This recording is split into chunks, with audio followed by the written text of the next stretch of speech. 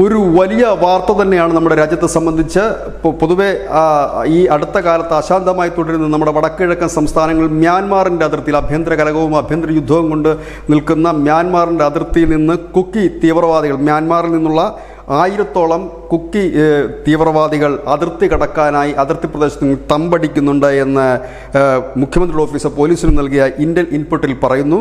30 പേർ വെച്ചടങ്ങുന്ന വിവിധ ഗോത്ര മേഖലകളിൽ ആണ് ഇവർ തമ്പടിച്ചിരിക്കുന്നത്. ഇതുവഴി ഇന്ത്യയിലേക്ക് കടക്കാനാണ് ഇപ്പോൾ അവർ നീക്കം നടത്തുന്നതെന്ന് പറയുന്നു. ഏതായാലും ഈ തീവ്രവാദികൾ അതിർത്തി കടന്നു കഴിഞ്ഞാൽ അപ്പോൾ ആ സ്പോട്ടിൽ തന്നെ അവരെ തകർത്ത് കളയുക, മുളയിലെ നുള്ളുക എന്ന വാക്കാണ് അതിൽ ഉപയോഗിച്ചിരുന്നത്. മുളയിലെ നുള്ളാനുള്ള ഒരു നീക്കം ഇപ്പോഴേ ഇന്ത്യൻ ഭാഗത്തു നിന്നും ആരംഭിച്ചു കഴിഞ്ഞിട്ടുണ്ട്. മണിപ്പൂർ പോലീസ്, അസം റൈഫിൾസ്, CRPFൻ്റെയൊക്കെ സേനാ വിഭാഗങ്ങൾ ഇപ്പോൾ അതിർത്തിയിൽ ജാഗ്രതയോടുകൂടി തന്നെയാണ് നിലയുറപ്പിച്ചിരിക്കുന്നത്. നമുക്കറിയാം, ഈ മണിപ്പൂർ കലാപത്തിൻ്റെ പിന്നിൽ മ്യാൻമാറിൽ നിന്ന് അതിർത്തി കടന്നെത്തുന്ന ഭീകരരാണ്. അവരാണ് ഈ മിസൈലുകളും മറ്റുമൊക്കെ ഉപയോഗിക്കുന്നത്. ഇതിലൊക്കെ പരിശീലനം നേടിയിട്ടുള്ള 1000-ഓളം വരുന്ന ഭീകരരാണ് ഈ അതിർത്തിയിൽ തമ്പടിച്ചിരിക്കുന്നതെന്നാണ് ഈ ഇന്റൽ റിപ്പോർട്ടിൽ പറയുന്നതും.